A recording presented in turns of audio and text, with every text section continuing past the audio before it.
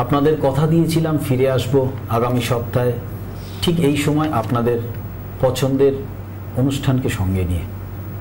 আশা করি ভালো আছেন। হ্যাঁ, ভালো থাকারই কথা, অবশ্যই ভালো থাকবেন, কারণ যারা এই অনুষ্ঠান দেখেন, শোনেন এবং এই অনুষ্ঠানের যিনি মূল কাণ্ডারি তার সুপরামর্শ গ্রহণ করেন, তারা তো ভালো থাকবেনই। এবং আপনাদের ভালো থাকার, ভালো রাখার জন্যই কিন্তু এই অনুষ্ঠান, যার নাম এডুকেশনাল অ্যাস্ট্রোলজি। মূলত এই অনুষ্ঠান জ্যোতিষ শিক্ষা দানের ওপর অনুষ্ঠান। তার সঙ্গে আপনাদের জীবনে ঘনীভূত সমস্যা, তা থেকে কিভাবে বেরিয়ে আসবেন তার সমাধানের রাস্তা নিয়ে আলোচনাও থাকে। তা বিগত দিনের মতো এই সপ্তাহের এই কার্যক্রম শুরু করার আগেও দেখলাম যে আমাদের কাছে প্রচুর চিঠি এবং SMS এসছে। আমরা যথারীতি আপনাদের চিঠির উত্তর দেওয়ার চেষ্টা করব বাবা শ্রী দেবদাসজি মহারাজের মাধ্যমে, এবং আমরা এটাই চেষ্টা করে থাকি যে আপনারা ভালো থাকুন, আপনাদের জীবনের ঘনীভূত বিভিন্ন সমস্যা যাতে কর্পূরের ন্যায় উবে যায় এবং আপনাদের জীবনে ফিরে আসে শান্তির বাতাবরণ, আপনারা সফল জীবন ফিরে পান, সেই আশা নিয়েই আজকে অনুষ্ঠান শুরু করব। এবং অনুষ্ঠান শুরু করার জন্যই সেই পবিত্র মানুষ কিন্তু আজও আমাদের মধ্যে উপস্থিত হয়েছেন। হ্যাঁ, ঠিকই ধরেছেন, তিনি সেই পবিত্র মানুষ বাবা শ্রী দেবদাসজি মহারাজ। তবে একটা কথা বলেই দিই যে বহু পরিবার, বহু মানুষ বাবা শ্রী দেবদাসজি মহারাজের মাধ্যমে উপকৃত, এবং সে কারণেই হাওড়া থেকে শ্রী তাপস চ্যাটার্জি এবং শ্রীমতী টুয়া চ্যাটার্জি, ওনারা বাবার মাধ্যমে এতটাই উপকৃত এবং বাবার একনিষ্ঠ শিষ্য। ওনারা বাবার জন্মদিনে ওনাকে একটি কৃষ্ণ মূর্তি প্রদান করেছেন। এই সেই কৃষ্ণ মূর্তি উপহার স্বরূপ বাবাকে প্রদান করেছেন হাওড়া থেকে শ্রী তাপস চ্যাটার্জি এবং শ্রীমতী টুয়া চ্যাটার্জি। তাদের মতোই অসংখ্য পরিবার, প্রায় 1,33,000 পরিবার বাবার একনিষ্ঠ শিষ্য, এবং তারা আধ্যাত্ম মার্গে উন্নতি লাভের জন্যই বাবাকে গুরুদেব বলে মেনে নিয়েছেন। আপনারা জানেন বাবা শ্রী দেবদাসজি মহারাজ শুধু একজন জ্যোতিষী নন, উনি একজন বাস্তুশাস্ত্রবিদ এবং সংখ্যাতত্ত্ববিদ। এহেন মানুষ আজকে আমাদের মধ্যে উপস্থিত হয়েছেন। পশ্চিমবাংলায় উনি খুব কম দিন থাকেন, মাসের হয়তো 4-5 দিন থাকেন। আগামী 11, 12 এবং 13 তারিখ আমরা ওনাকে পাব। তারপর উনি আবার ভারতবর্ষের বিভিন্ন প্রান্তে আপনাদের মতে বিভিন্ন মানুষের সমস্যার এবং তার কিভাবে সমাধান করবেন সেই ব্যাপারে বাইরে থাকবেন। সুতরাং এই 3টে দিন আপনারা কোথায়, কখন, কিভাবে যোগাযোগ করবেন অনুষ্ঠান চলাকালীন আমি বলতে থাকব। তার আগে আজকে আমাদের অনুষ্ঠান শুরু করি। বাবা শ্রী দেবদাসজি মহারাজকে আমাদের স্টুডিওতে স্বাগত। নমস্কার।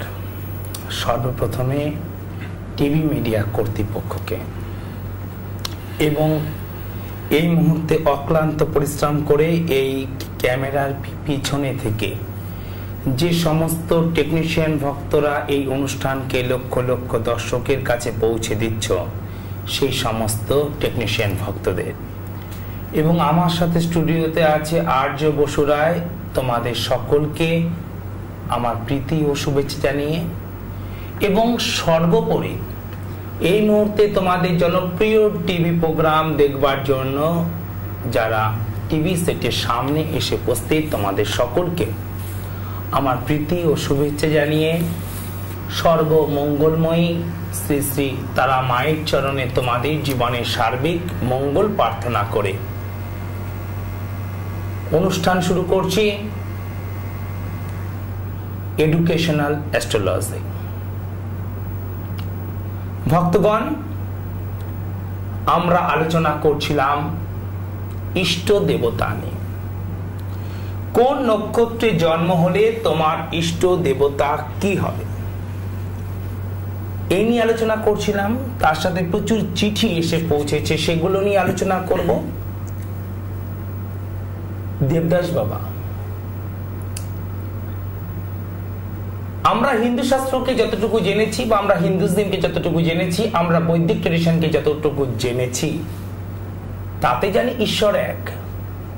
আবার তুমি এখানে আমাদেরকে শেখাচ্ছ ইষ্ট দেবতা, এর জন্য এটা, তার জন্য অগ্নি, তার জন্য ব্রহ্মা। এ কি ধরনের দ্বিচারিতা? একবার বলছো ঈশ্বর এক, আবার বলছো না শোনো তোমার ইষ্ট দেবতা হলো অগ্নি, তোমার ইষ্ট দেবতা হলো ব্রহ্মা। এই ধরনের মতভেদ কেন? ভক্তগণ, এর আগের দিন আমি বলেছি, আজকেও ছোট করে বলবো যে ঈশ্বর এক, এ কথা সত্য। তবু ঈশ্বরের এত রূপ।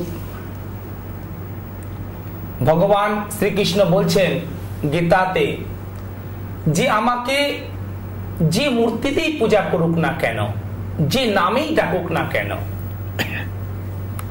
তা তার অজান্তে আমারই পূজা করা হয়। এই সমস্ত রূপ আমারই প্রকাশ।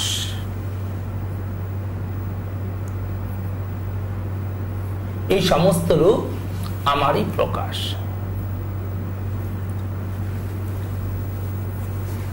তো তোমার জন্য ইষ্ট দেবতা কেন নির্ধারণ করা, কেন আমাদের শাস্ত্র নির্ধারণ করেছেন? আমি তোমাদের বলেছিলাম যে তুমি একজন ব্যক্তি, কিন্তু তোমার অবস্থানটা বিভিন্ন ব্যক্তির কাছে বিভিন্ন রকম, বিভিন্ন রূপে তুমি তাদের জীবনে রয়েছো। তোমার অবস্থান তাদের জীবনে বিভিন্ন প্রকার। তুমি কারোর স্বামী, অথবা যদি তুমি নারী হও তো তুমি কারোর স্ত্রী, তুমি কারোর মা, তুমি কারোর বৌমা, তুমি কারোর মামি, তো তুমি কারোর দিদি, তুমি কারোর মেয়ে। এক একজনের জীবনে তোমার অবস্থানটা এক এক প্রকারের, কিন্তু তুমি মানুষ এক, ঈশ্বরও এক। আমরা তাকে যে রূপে চাইব। আমাদের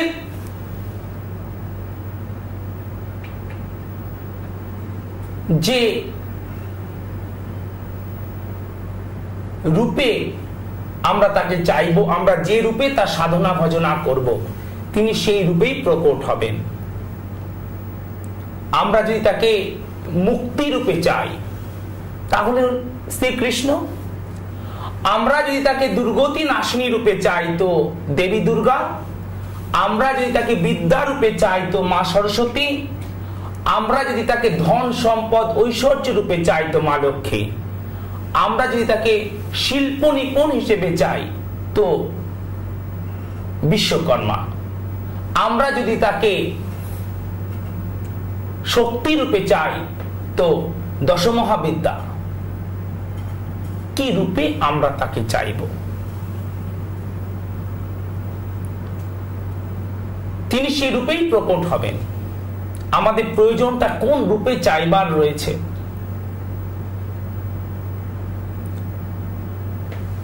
বা আমরা এভাবে বলতে পারি যে তোমরা দেখো যে বিভিন্ন গ্রুপ অফ ইন্ডাস্ট্রি, একটা ইন্ডাস্ট্রি গ্রুপের বিভিন্ন রকম তাদের সার্ভিস অথবা প্রোডাকশন আইটেম তারা বাজারে লঞ্চ করে। দেখবে তাদের ব্যাংকিং সেক্টর আছে, তাদের গার্মেন্টস সেক্টর আছে, তাদের ফুড সেক্টর আছে, তাদের হসপিটাল আছে, তাদের ফিনান্স কোম্পানি আছে। তোমরা নিশ্চয়ই জানো একই কোম্পানি ফিনান্স, একই group of industry finance sector আছে। তুমি তাদের কোম্পানিতে আমানত করেছো, মানে তুমি অ্যাকাউন্ট করেছো। আবার তাদেরই হসপিটাল আছে, তারা আবার মেডিকেল সার্ভিসও এসেছে। তো যদি তুমি তাদের ফিনান্স সেক্টরে তোমার রুগীকে নিয়ে যাও, তোমার কাজ হবে কি? আরে না না, আপনি ভুল করছেন, এটা এখানে নয়, আপনাকে যেতে হবে ওই ধর্মতলার মোড়ে, ওখানে আমাদের বিরাট সার্ভিস ব্যবস্থা আছে, এটা ফিনান্স সেক্টর। আপনার অ্যাকাউন্ট নাম্বার বলুন। অ্যাকাউন্ট নাম্বার আমি রুগী নিয়ে এসেছি, রুগী ওখানে। আর যদি তুমি সেই হসপিটালে গিয়ে বলো আমার অ্যাকাউন্ট নাম্বারটা দেখুন, আমার কতগুলো প্রিমিয়াম বাকি আছে, আপনি ভুল করছেন, আপনাকে ওখানে যেতে হবে। একই গ্রুপ অফ ইন্ডাস্ট্রি, একই গ্রুপ অফ ইন্ডাস্ট্রি নুনও তৈরি করে, খাবার নুন, সল্ট, আবার গাড়িও তৈরি করে। গাড়ি শোরুমে গিয়ে যদি বলে আমাকে 2 প্যাকেট নুন দিন, বলে ওটা আমাদেরই প্রোডাকশন, আপনাকে ওই রিটেল শপে যেতে হবে। এটা ভেহিকল সেক্টর, একই গ্রুপ অফ ইন্ডাস্ট্রি, একই গ্রুপ অফ ইন্ডাস্ট্রি। তারা ওই বাড়ি বানানোর জন্য টিএমটি বারও তৈরি করে। যদি তুমি গাড়ির শোরুমে গিয়ে বলো আমাকে টিএমটি বার দিন, না, আপনাকে হার্ডওয়্যার সেকশনে যেতে হবে, ওটা আমাদেরই প্রোডাকশন। তো ভগবান তো এক, তার বিভিন্ন রূপে তিনি আমাদের কাছে এসেছেন। একটা গ্রুপ অফ ইন্ডাস্ট্রি কিছু সেক্টর থেকে 10টা 12টা 100টা।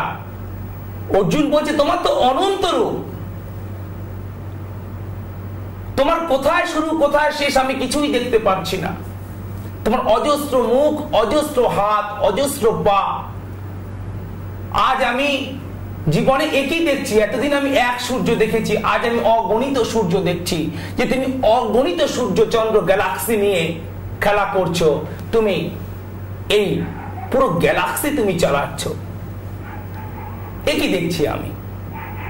তাই শুধুমাত্র কবি বলবো না তাকে, অনেকে বিদ্রোহী কবি বলেন, কিন্তু যারা সাধন মার্গের লোক তারা বলেন সাধক, সাধক নজরুল ইসলাম। তিনি কি করে হিন্দু সমাজে জন্মগ্রহণ না করেও এত বড় সাধক, অর্থাৎ হিন্দুজমের উপর তিনি এত জ্ঞান কি করে লাভ করলেন, বেদের উপর এত জ্ঞান কি করে লাভ করলেন। তিনি বলছেন খেলিছ এ বিশ্ব লয়ে বিরাট শিশুর আন মনে। তাই আমাদের দরকার কোন সেক্টরে গেলে আমাদের সমস্যার সমাধান হবে। তাই আমাদের শাস্ত্র বলে দিয়েছে তোমার ইষ্ট দেবতার কথা, শাস্ত্র বলে দিয়েছে।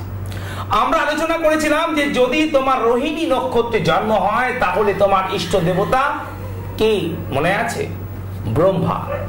তোমরা নোট করবে। তাহলে ব্রহ্মা হলো তোমার ইষ্ট দেবতা, এ কথা আমি আগের দিন বলে দিয়েছিলাম। আজকে আমরা চন্দ্র থেকে শুরু করব এবং ব্রহ্মা সম্পর্কে বলেও দিয়েছিলাম ব্রহ্মা পুজো করার দরকার নেই।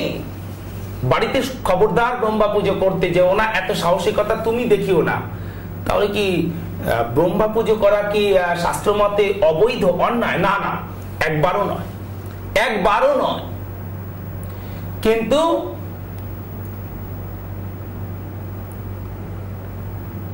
ব্রহ্মা পুজো করতে গেলে যে জ্ঞান দরকার তা আগে অর্জন করা দরকার, না হলে ঝুঁকি নেওয়াই উচিত নয়। তাহলে একদিকে বলছে বাবা যে তোমার ইষ্ট দেবতা ব্রহ্মা বলে আমাদেরকে উৎসাহিত করলে, আবার আমাদের নিরাশ করে দিচ্ছে ব্রহ্মা পুজো করো না করো না। তাহলে আমরা কি করব? কেন আমরা খাতা পেন নিয়ে বসবো? কেন এই সমস্ত লিখবো? কি হবে লিখে? ব্রহ্মা পুজো করার কোনো দরকার নেই। কিন্তু বাবা মা তোমরা যারা শুনছো, ব্রহ্মার আহ্বান মন্ত্র, ব্রহ্মার ধ্যান মন্ত্র, ব্রহ্মার বীজ মন্ত্র, এই তিনটে জেনে গেলে ব্রহ্মা পূজার আবশ্যকতা নেই, ঝুঁকি নেবার প্রয়োজন নেই, কিন্তু তুমি তার সম্পূর্ণ শুভ ফল লাভ করতে পারবে। তুমি তার সম্পূর্ণ শুভ ফল লাভ করতে পারবে। কি বুঝতে পারলে? এবারে আমরা আসবো যে যদি তোমার 5 নম্বর নক্ষত্রে জন্ম হয়, অর্থাৎ মৃগশিরা নক্ষত্র, মৃগশিরা নক্ষত্রে যদি তোমার জন্ম হয় তাহলে তোমার ইষ্ট দেবতা কে? ভক্তগণ, যদি তোমার 5 নম্বর নক্ষত্রে জন্ম হয় তাহলে, অর্থাৎ মৃগশিরা নক্ষত্রে, মিথুন রাশি হবে, তাহলে তোমার কি বলো? ইষ্ট দেবতা হচ্ছে চন্দ্র। চন্দ্র হচ্ছে তোমার ইষ্ট দেবতা। তাহলে কি আমি শুধুমাত্র চন্দ্রেরই পূজা করব, আর কোনো দেবতার আমি পূজা করব না? একবারও তা বলেনি আমাদের শাস্ত্র। কিন্তু চন্দ্রের আহ্বান মন্ত্র, চন্দ্রের ধ্যান মন্ত্র, চন্দ্রের বীজ মন্ত্র, এই তিনটে তো তোমার জানা খুবই প্রয়োজন। চন্দ্রের পূজা তুমি বাড়িতেও করতে পারো, কোনো ক্ষতি নেই। চন্দ্র হলো তোমার ইষ্ট দেবতা। কি বলছেন বাবা, কি আমরা কি জানবো? এত ইষ্ট দেবতা ছেড়ে শেষ পর্যন্ত চন্দ্র আমাকে কি নেগেটিভিটি থেকে বাঁচাতে পারবে? চন্দ্র এত এত ইষ্ট দেবতা, এত এত আমরা দেবতার সম্পর্কে শুনেছি, তাদের বৈভব সম্পর্কে শুনেছি, তারা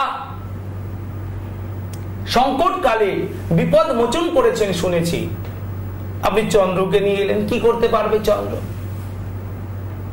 চন্দ্র তোমাকে নেগেটিভিটি থেকে বাঁচাবে, তোমাকে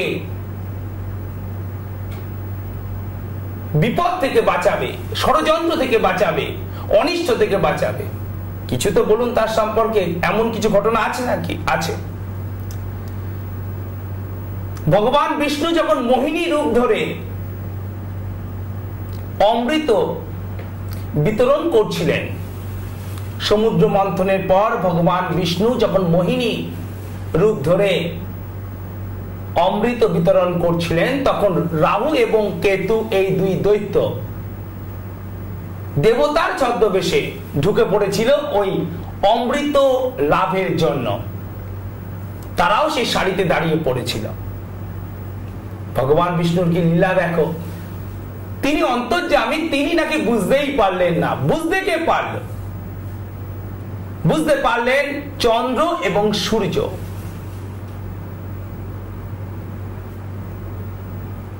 তাহলে দেখো, চন্দ্রের এই আহ্বান মন্ত্র, বীজ মন্ত্র, ধ্যান মন্ত্র করলে তোমার কি হবে? তুমি আগাম বিপদকে অনুভব করবে। ছদ্মবেশীকে তুমি জানবে, এই ছদ্মবেশী ছলনাকারী। কোন দস্যু তোমার উপর বিজয় প্রাপ্ত করতে পারবে না, কোন রাক্ষস বিজয় প্রাপ্ত করতে পারবে না। কি বলছো? রাক্ষস কি আবার আজকাল আসেন নাকি? ওগুলো তো আমরা গল্পে শুনেছি, নাটক নভেলে আমরা শুনেছি। রাক্ষস আবার আজকাল ঘুরে বেড়ায় নাকি? কখনো তো শুনিনি। রাক্ষস আজও ঘুরে বেড়ায়। শুধু 40-50 ফুট উঁচু বা কয়েকশো কেজি ওয়েট আর বিভৎস দেখতে হলেই সে রাক্ষস হয় না।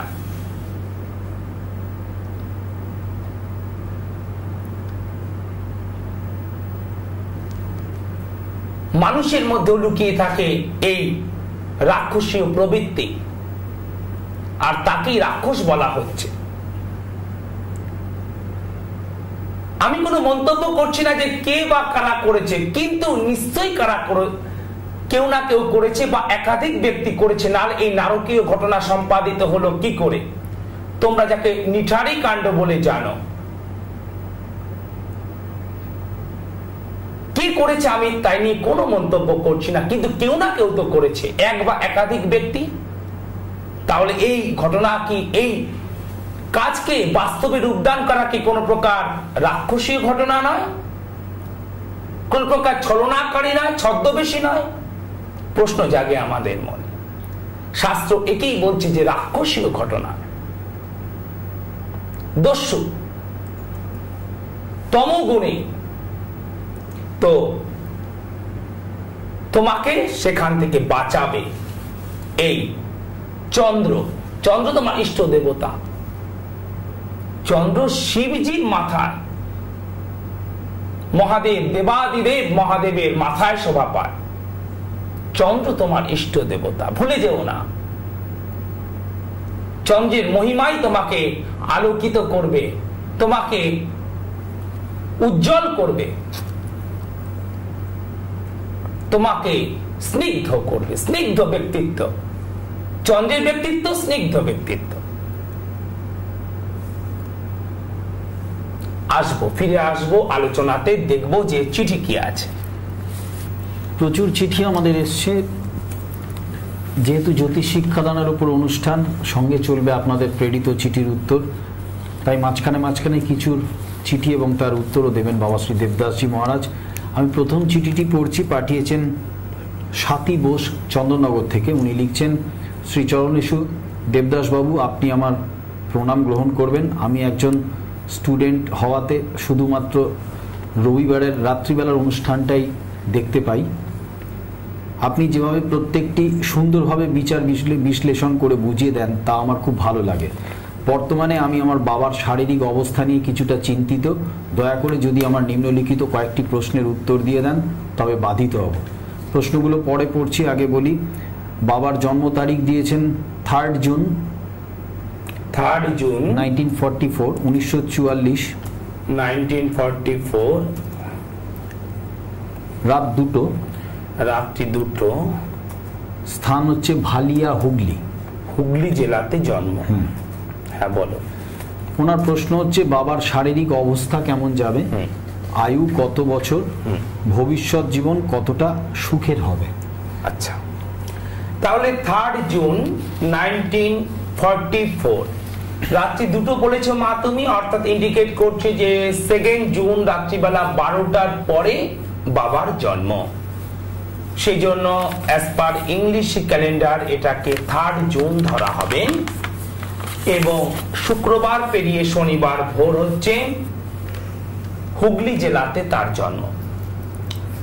মা আমি বলছি, তুমি নোট করে নাও। বাবার হচ্ছে তুলা রাশি মীন লগ্ন, তুলা রাশি মীন লগ্ন, চিত্রা, অর্থাৎ হচ্ছে 14 নম্বর নক্ষত্রে জন্ম এবং শুক্লপক্ষের দ্বাদশী তিথিতে জন্ম, শূদ্র বর্ণ, দেবাড়িগণ।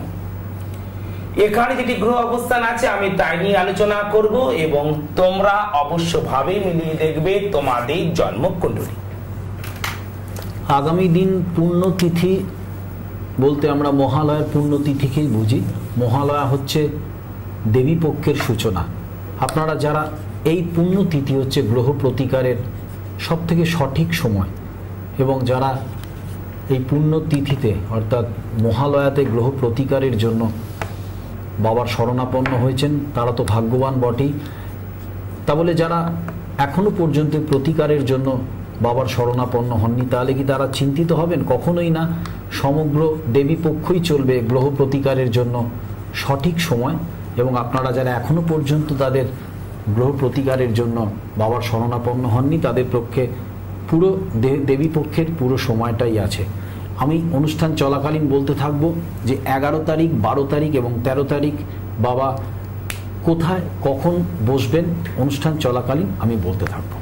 তাহলে এখানে যেটি গ্রহ অবস্থান আছে তাতে যেটি দেখতে পাওয়া যাচ্ছে যে এই ঘরটাতে এখানে আছে বুধ, এখানে রবি আর শুক্র, শনি, মঙ্গল, বৃহস্পতি, রাহু। এখানে গ্রহ নেই, এখানে নেই, এখানে চন্দ্র, এখানে গ্রহ নেই, এখানে নেই কেতু, এখানে গ্রহ নেই লগ্ন। তাহলে এখানে প্রশ্ন হচ্ছে যে স্বাস্থ্য কেমন যাবে, স্বাস্থ্য কেমন, আর কি আছে প্রশ্ন, আয়ু কত বছর।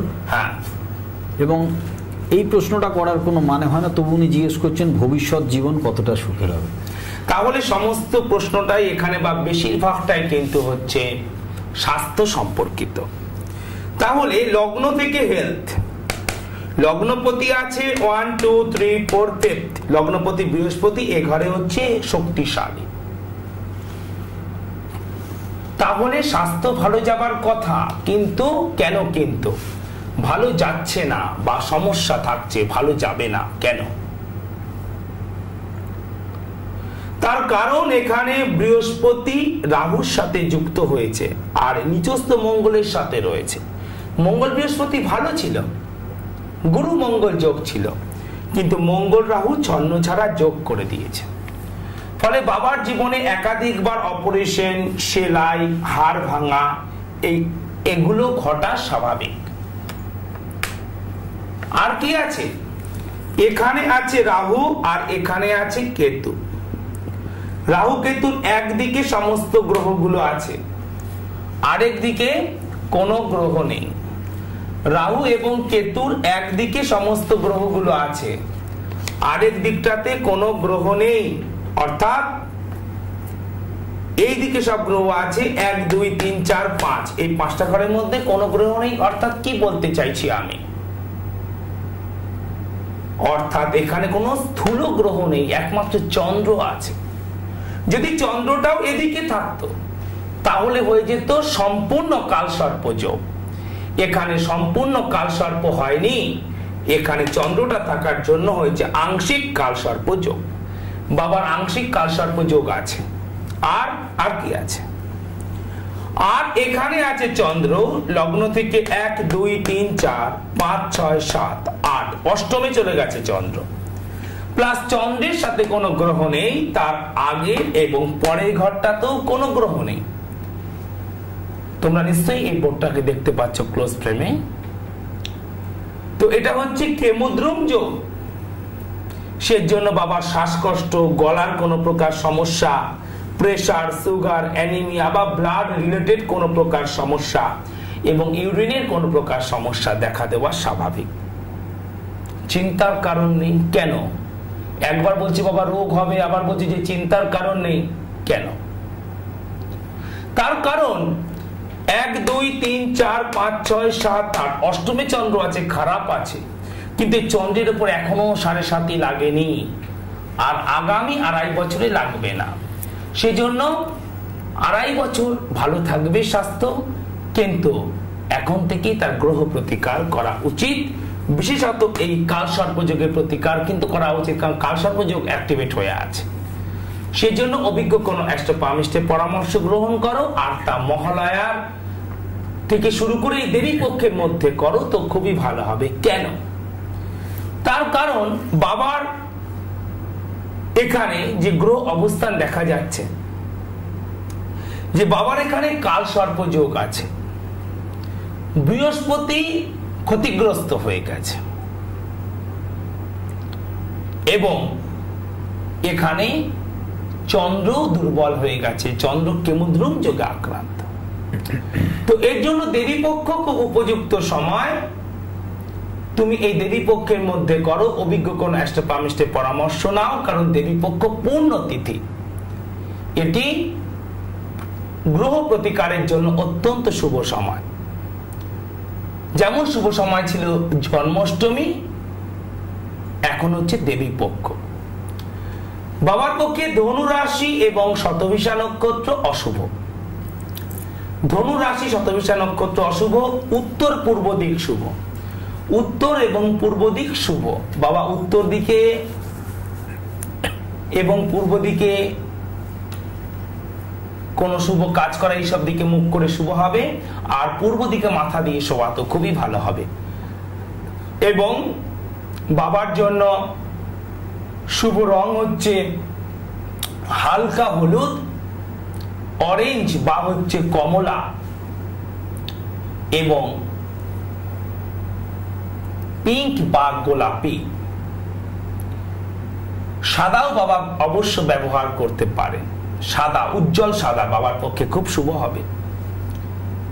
বাবার শুভ সংখ্যাগুলোকে আমি বলে দেই, 1 2 3 6 9, 1 2 3 6 9 বাবার শুভ সংখ্যা বা শুভ তারিখ। আমি আর একবার আমি তোমাদেরকে বলে দেই, তুমি নিশ্চয়ই নোট করছো। 1 2 3 6 9 10 11 12 15 18 19 20 21 24 27 28 29 30 অ্যাজ পার ইংলিশ ক্যালেন্ডার এগুলো বাবার পক্ষে শুভ তারিখ। বাবাকে যে নিয়মগুলো মেনে চলতে হবে সেটা হচ্ছে প্রতি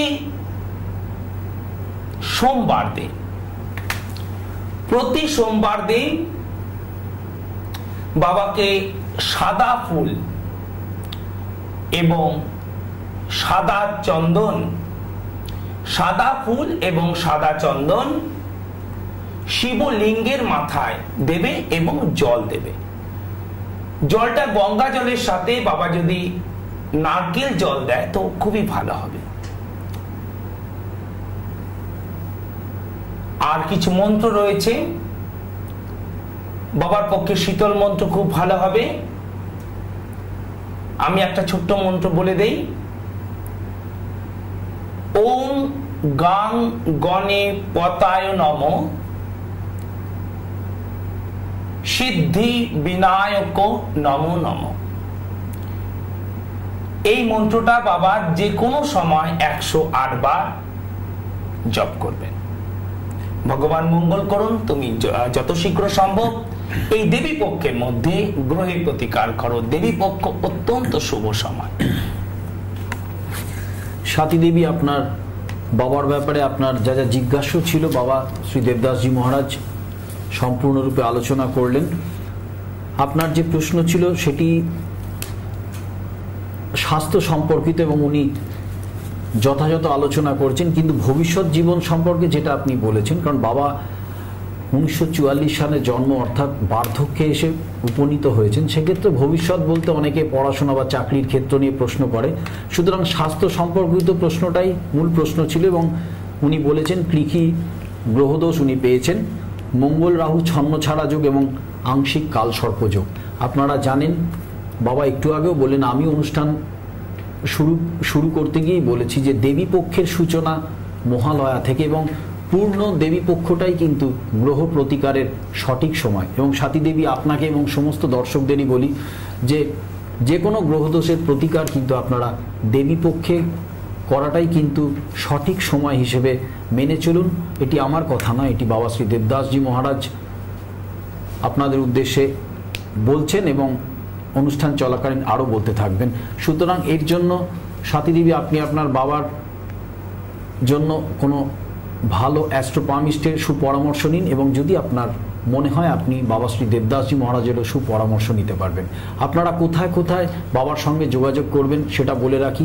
11 তারিখ, 12 তারিখ এবং 13 তারিখ এই মাসের, এই 3 দিন বাবা পশ্চিমবাংলায় 3টি জায়গায় বসবেন। প্রথমটি বলি, ওনার নিজের বাড়িতে শ্রীকৃষ্ণ গুরুকুল 130 নেহেরু নগর, শ্রীরামপুর পোস্ট অফিস, মাহেশ, জেলা হুগলি। শ্রীকৃষ্ণ গুরুকুল 130 নেহেরু নগর, শ্রীরামপুর, মাহেশ, জেলা হুগলি। এটি বাবার নিজের বাড়িতে উনি বসবেন সকাল 10টা থেকে রাত 9টা, সকাল 10টা থেকে রাত 9টা। 12 তারিখে উনি শ্রীরামপুরে সারাদিন থাকবেন ওনার নিজের বাড়িতে।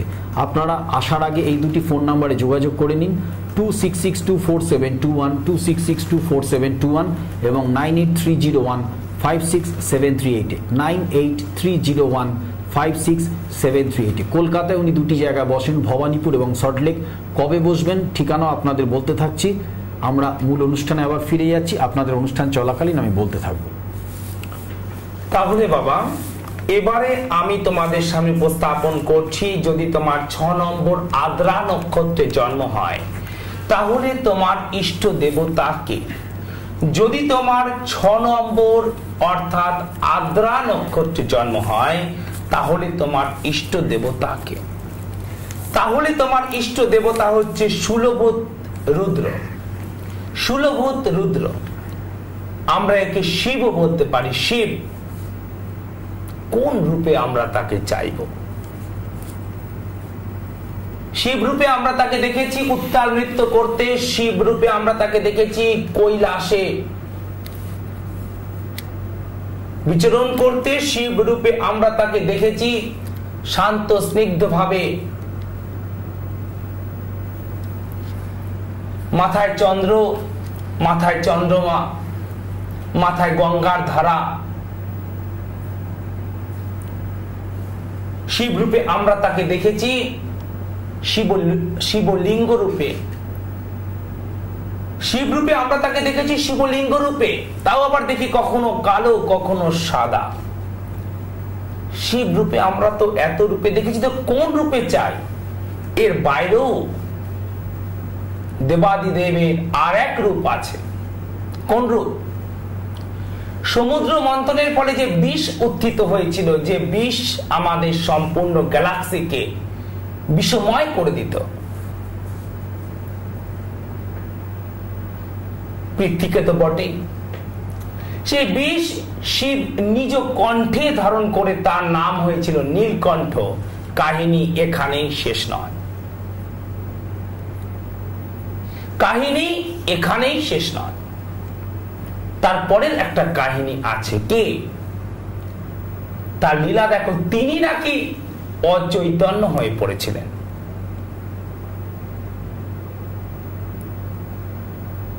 এবং তিনি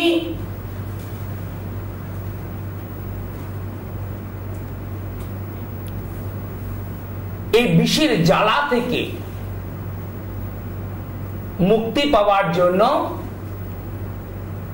মায়ের স্তন পান করেছিলেন।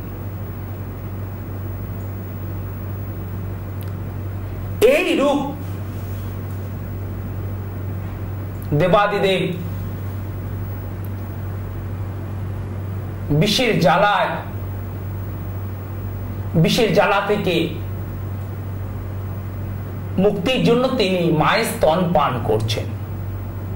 যে রূপ তোমরা গিয়ে তারাপীঠে দেখো শিলামূর্তিতে, এই রূপ হচ্ছে তোমার ইষ্ট দেবতা। বিরাট বিশ্লেষণ আছে এই রূপের। এক কথায় বলছি, অনেকগুলো পয়েন্ট আছে, একটা পয়েন্ট বলছি।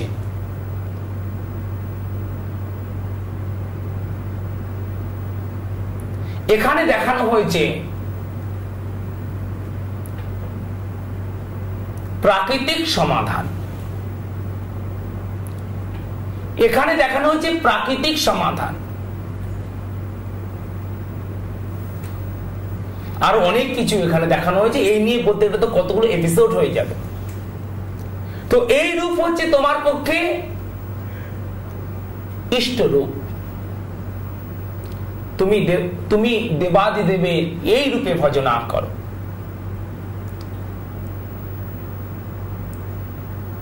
সেটা তোমার পক্ষে অত্যন্ত মঙ্গলময় হবে। তোমার যদি রাহু নক্ষত্র অর্থাৎ তোমার যদি আদ্রা নক্ষত্রে জন্ম হয়, তোমার যদি আদ্রা নক্ষত্রে জন্ম হয়,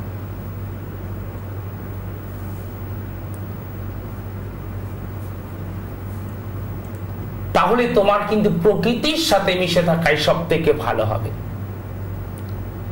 অর্থাৎ প্রাকৃতিক বিষয়গুলোই তোমার জীবনে খুব সুন্দর সমাধান করতে পারবে। যেমন দেখবে যে সাপ আর নেউল বেজিতে দেখবে যে খুব সংঘর্ষ হয়।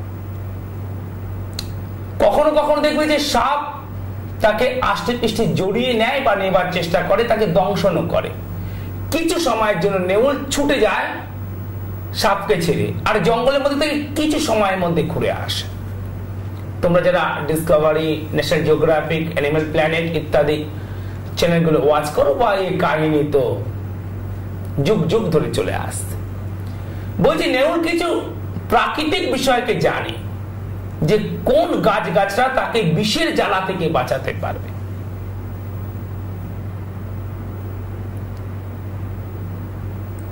সংসার, মানব জীবন এক বিশেষ সমুদ্রের মতো। অনেক সংঘর্ষ আছে এখানে, অনেক বিষের জ্বালা আছে। কারোর কটু কথা যেন তোমার কাছে বিষের মতো লাগছে, কারোর ব্যবহার যেন বিষ জ্বালা দিয়ে যাচ্ছে তোমাকে। তো এই সমস্ত সমস্যা থেকে বাঁচবার জন্য তোমার ইষ্ট রূপ ভগবান দেবাদিদেব মায়ের স্তনপান করছেন, এটি হলো তোমার পক্ষে ইষ্ট রূপ। আসবো, আরো আলোচনা করব, দেখবো যে কি চিঠি আছে। একটি পোস্টকার্ডে আমি চিঠি দেখছিলাম, তার অনেক কিছু প্রশ্ন ছিল। হ্যাঁ, পোস্টকার্ডে একটি চিঠি আছে। চিঠিটি পাঠিয়েছেন শান্তনু, পাঠিয়েছেন। উনি লিখছেন, পরম পূজনীয় শ্রী দেবদাস বাবু, পত্রের প্রথমেই আপনাকে ও আর্য দাদাকে আমার প্রণাম জানাই। আপনাদের অনুষ্ঠানের আমি একজন নিয়মিত দর্শক। দেবদাস বাবু, আপনার কথা শুনলে আমি মনে খুব শান্তি পাই। আপনি মানুষের সমস্যা সুন্দরভাবে ছকের মাধ্যমে এঁকে বুঝিয়ে দেন। সত্যি আপনি জ্যোতিষীদের মধ্যে ইন্দ্র, জ্যোতিষ ইন্দ্র শ্রী দেবদাস বাবু। আমি আপনার কাছে আমার কিছু প্রশ্ন রাখলাম। প্রশ্নগুলি হচ্ছে এরকম: মানুষের ক্ষেত্রে সব অঙ্গ ছেড়ে শুধুমাত্র হাতের তালু দেখেই ভাগ্য কেন গণনা করা হয়? অদ্ভুত প্রশ্ন, এরকম প্রশ্ন আগে কোনো চিঠিতে আমি দেখিনি। মানুষের ক্ষেত্রে সব অঙ্গ ছেড়ে শুধুমাত্র হাতের তালু দেখেই কেন ভাগ্য গণনা করা হয়? ওনার দ্বিতীয় প্রশ্ন, ছেলেদের ক্ষেত্রে ডান হাত ও মেয়েদের ক্ষেত্রে কেন বাম হাত দেখা হয়? তৃতীয় প্রশ্নটি হচ্ছে, যদিও আমরা জানি সূর্য একটি নক্ষত্র, চন্দ্র একটি উপগ্রহ, রাহু কেতুর কথা পুরাণে উল্লেখ ছিল, তাও এগুলিকে গ্রহ হিসেবে কেন ধরা হয়? এবং চতুর্থ প্রশ্নটি হলো, ছোটরা যেমন ভুল করলে বড়রা তাদের বকে, কিন্তু বড়রা যদি কোনো ভুল করে ছোটরা তাদের কিভাবে বোঝাবে? বাবা, অনেকগুলো প্রশ্ন তুমি করেছো। অবশ্যই ভক্তের মনে অনেক প্রশ্ন জাগে, আর সেই প্রশ্নগুলো নিরসন করাও একান্তভাবে দরকার। তো সবার আগে আসি যে হাত দেখে, এত অঙ্গ থাকতে হাত দেখে কেন বিচার করা হয়? অ্যাস্ট্রোলজিটা এসেছে বেদ থেকে। বেদ হচ্ছে পৃথিবীর প্রাচীনতম গ্রন্থ। বেদ কিনতে পাওয়া যায়, দেখবে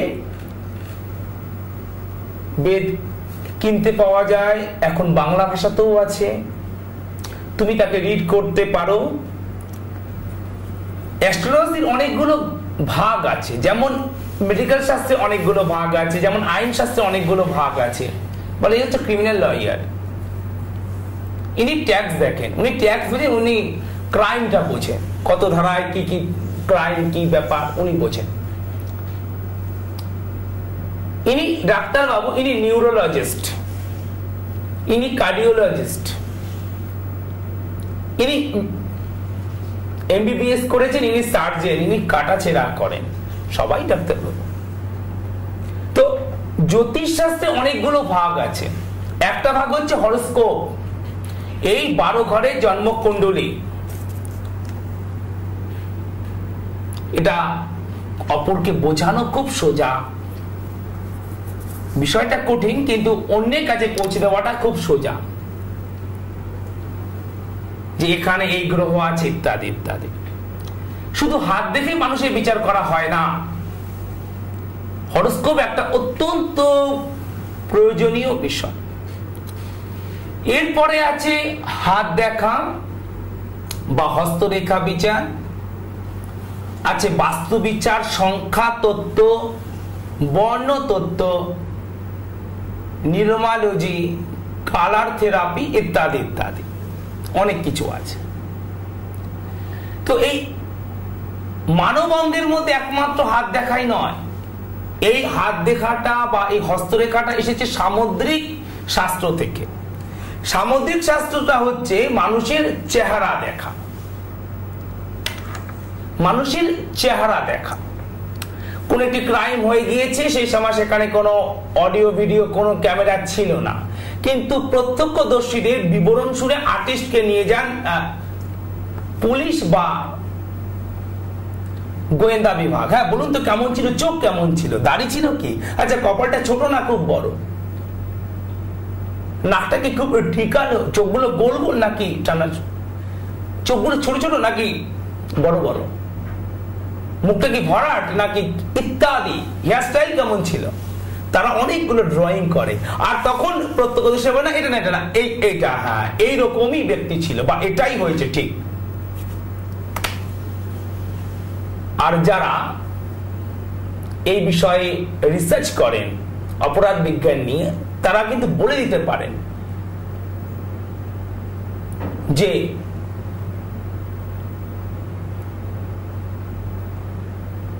যে প্রত্যক্ষদর্শী যেটা বলছে সেটা কতটা মিলছে এর সাথে। তো বিষয় হচ্ছে যে সামুদ্রিক বিদ্যা, যেমন আমাদের শাস্ত্র বলছে যদি তোমার বৃষ রাশি হয়, প্রত্যেকটা বৃষ রাশি দেখো, বৃষ রাশি টরস, কপাল বড় হবে, ছোট কপাল হবে না, কপাল হবে একেবারে কয়েক কিলোমিটার, বিরাট কপাল হবে, কপাল ছোট হবে না, চোখগুলো ছোট ছোট হবে না, বড় বড় চোখ হবে। বৃষ রাশি, কাঁধে ব্যথা হবে, ভীষণভাবে পেন হবে কাঁধে। তুমি যে কাজ করো, তুমি ডাক্তার হও, তুমি পাইলট হও, তুমি যাই হও, কাঁধে ব্যথা হবে বৃষ রাশি। বৃষ রাশি পায়ে কোনো তিল চিহ্ন থাকা স্বাভাবিক, একে বলছে সামুদ্রিক বিদ্যা। মানুষের অবয়ব দেখো মানুষ সম্পর্কে বলা যায়। আজ অপরাধ বিজ্ঞানও বলছে যে হ্যাঁ এই ধরনের দেখতে হলে তারা ক্রিমিনাল মাইন্ডের হয়, অর্থাৎ চোখ এই ধরনের হওয়া স্বাভাবিক। আমরা গত এত বছর ধরে কাজ করে 100 ক্রিমিনালের মধ্যে আমরা 91 ক্রিমিনালে এই ধরনের আমরা চেহারা দেখেছি। আর সব থেকে বড় কথা যে হ্যান্ডপ্রিন্টের উপর অপরাধ বিজ্ঞান এত দাবি করে,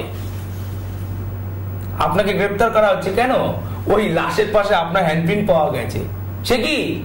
সে কি বলে কোনো লাভ নেই, কারণ ব্যক্তি মিথ্যে বলতে পারে, কখনো প্রমাণ মিথ্যে বলবে না, এভিডেন্স কখনো মিথ্যে বলবে না। আর এই তথ্যটা কে আবিষ্কার করেছে জানো কি? জিকে বই খুলে দেখো, জিকে বই খুলে দেখো। সবার আগে আবিষ্কার করেছে মহামান্য কিরো, যে মানুষকে দেখতে এক হতে পারে, গলার ভয়েস এক হতে পারে, লম্বা চওড়া সবকিছু, গায়ের রং এক হতে পারে, হেয়ার স্টাইল এক হতে পারে। তোমরা দেখেছো যে ধোনির ড্যামি, যখন ধোনি বিশ্বকাপ জিতলো, দেখলে ধোনির ড্যামি ওরকম সানগ্লাস পরে বাইট দিচ্ছে। আরে এটা ধোনি মনে হচ্ছে, ধোনি তো এখন আফ্রিকা না কোথায় ওয়ার্ল্ড কাপ হলো, কোথায় হলো, তো ও এই দেশে কি করে এলো? না না, ওটা ধোনি নয়, ধোনির ড্যামি। কিন্তু ধোনির সাথে যা কখনো মিলতে পারে না তা হলো হ্যান্ডপ্রিন্ট। আর এটা আবিষ্কার করেছিলেন মহামান্য কিরো, যিনি কোনো সায়েন্টিস্ট নন আর যিনি কোনো অপরাধ বিজ্ঞানীও নন, তিনি তো শুধুমাত্র একজন জ্যোতিষ হস্তরেখাবিদ হিসেবে বিশ্ববিখ্যাত। এরপরে বিষয় যে হাত কেন দেখা হয় এবং ছেলেদের ক্ষেত্রে ডান হাত আর মেয়েদের ক্ষেত্রে বাঁ হাত, এ তথ্য সম্পূর্ণ ভুল। দু হাতই দেখা হয় ছেলে এবং মেয়েদের ক্ষেত্রে। ডান হাত যা তুমি আছো, আর বাঁ হাত তোমার সার্বিক চেষ্টায় তুমি যত দূর চলতে পারো তুমি হতে পারো। এখানে যেগুলো ড্যামেজ আছে বলা হয় এগুলো করো, এই মন্ত্র জপ করো ইত্যাদি করো, তো তুমি এই উচ্চ স্তরে পৌঁছে যাবে। ছেলে এবং মেয়েদের ক্ষেত্রে দু হাতই দেখা হয়। আর তৃতীয় কথা যে হাতই বা কেন দেখা হয়, হাত নার্ভ এন্ড, তোমার চোখ বেঁধে দেওয়া হয়েছে, তোমাকে এখানে স্পর্শ করে বলতে হচ্ছে, বলো তো এটা কি? অত সুন্দর বলতে পারবে না, হাত দিলে তো সাথে সাথে বলে দেবে এটা এই আছে। এখানে আমাদের সেন্স খুব প্রখর, নার্ভ এন্ড। একটা মানুষ খুব সহজে রিসিভ করতে পারে, একজনকে 10 বার শুনতে হয়। ভোটার মেশিন সম্পর্কে একবার শুধুমাত্র বলে গেল ভোট করবি না, একজন বুঝে গেল, আরেকজন কি বললো, কোনটা টিপবো, কেন টিপবো, আমার মনোমত পার্থক্য করতে গেলে তাকে 10 বার বোঝাতে হয়। রিসিভিং ক্ষমতা, তো এখানে হচ্ছে আমাদের নার্ভ এন্ড। সেজন্য এখান থেকে ব্যক্তিত্ব, বুদ্ধি, রিসিভিং ক্ষমতা, মেমোরি রিকল, ক্রোধ, তার ক্যারেক্টার আমরা খুব সহজে বুঝতে পারি বা বুঝবার উপায় আছে। তৃতীয় কথা, একটা এক্সাম্পল দিয়ে দিই, যারা দেখবে যে মেন্টাল রোগী বা মানসিক সন্তুলন যাদের মধ্যে নেই, তুমি দেখতে পাবে সে সমস্ত স্কুলে তুমি তাদের হাত দেখবে, এই যে থামটা লো সেট নয়, আমাদের মতো নিচে সেট নয়, হাই সেট। এই আঙুলটা নেমেছে আর এর পাশ দিয়ে বেরিয়ে গেছে থামটা। এই থাম যদি হাই সেট হয় তাহলে তারা কিন্তু মানসিক বিকৃতি থাকা তাদের মধ্যে স্বাভাবিক। আর তারপরে অনেক তুমি প্রশ্ন করেছো যে সূর্যকে কেন নক্ষত্র বলা হয়েছে।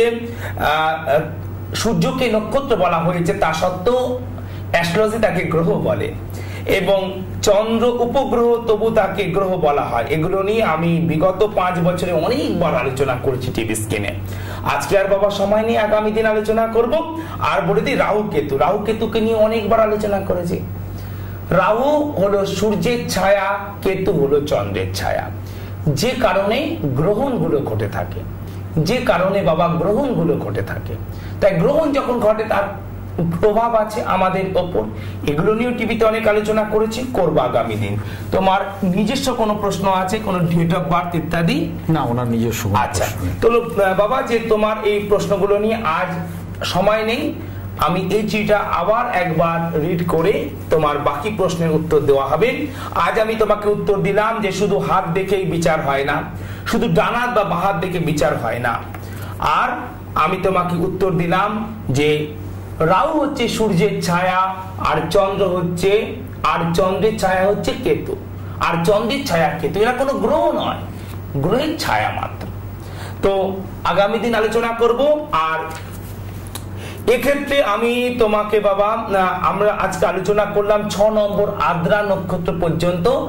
আদ্রা নক্ষত্রের জন্য আমি একটা মন্ত্র বলে দিই। এটা কিন্তু কোন প্রকারের তোমার হচ্ছে, এটা কিন্তু কোন প্রকারের আহ্বান মন্ত্র বা বীজ মন্ত্র বা ধ্যান মন্ত্র নয়, কারণ আহ্বান মন্ত্র, বীজ মন্ত্র, ধ্যান মন্ত্র টিভিতে বলা যায় না।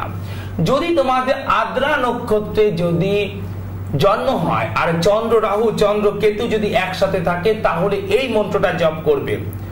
অচ্যুতম কেশবম কৃষ্ণ দামোদরম রাম নারায়ণম জানকী বল্লভম। অচ্যুতম কেশবম কৃষ্ণ দামোদরম রাম নারায়ণম জানকী বল্লভম। তোমরা ভালো থাকো, তোমাদের পুজো ভালো কাটুক। মহালয়ার আগে তোমরা গ্রহ প্রতিকার গুলো এই মহালয়া থেকে শুরু করে সম্পূর্ণ দেবী পক্ষের মধ্যে, মহালয়া থেকে শুরু করে সম্পূর্ণ দেবী পক্ষের মধ্যে তোমরা গ্রহের প্রতিকার গুলো করবে। মহালয়ার আগে বা এই মহালয়া থেকেই তোমরা অবশ্যভাবে সেই জন্য অভিজ্ঞ কোন অ্যাস্ট্রোপামিস্টের পরামর্শ গ্রহণ করবে দেবী পক্ষের মধ্যে। ভগবান তোমাদের ভালো করুন, সকলে ভালো থাকো, সকলে সুখে শান্তিতে থাকো।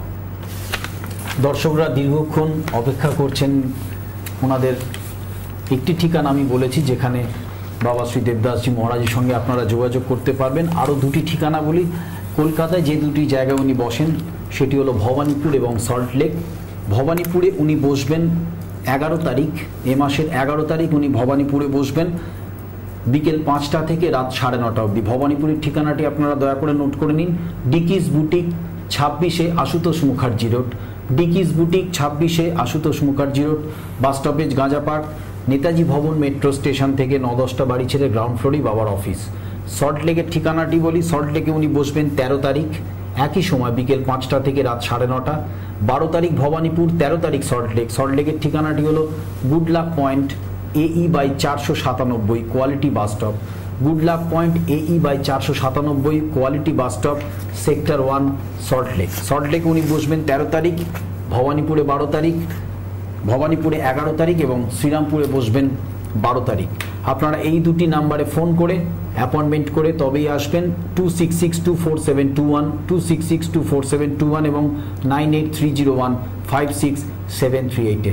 বাবা আপনাদের অনুষ্ঠান চলাকালীন সর্বক্ষণ বলেছেন, আমি আরও একবার আপনাদের স্মরণ করিয়ে দিই, দেবীপক্ষ, পুরো দেবীপক্ষটাই কিন্তু গ্রহ প্রতিকারের সঠিক সময় এবং আপনাদের সমস্ত জীবনের সমস্ত সমস্যা থেকে বেরিয়ে আসার জন্য গ্রহ প্রতিকারের অবশ্যই প্রয়োজন এবং তার সঠিক সময় কিন্তু মহালয়া থেকে দেবীপক্ষের সূচনা এবং পুরো দেবীপক্ষ। আপনারা ভালো থাকবেন। আপনাদের আগাম শারদ শুভেচ্ছা জানিয়ে আজকের অনুষ্ঠান শেষ করছি। আগামী সপ্তাহে আবার দেখা হবে একই সময়। আপনাদের সঙ্গে পবিত্র মানুষ বাবা শ্রী দেবদাসজি মহারাজকেও আমরা সঙ্গে নিয়ে আসবো। নমস্কার। নমস্কার।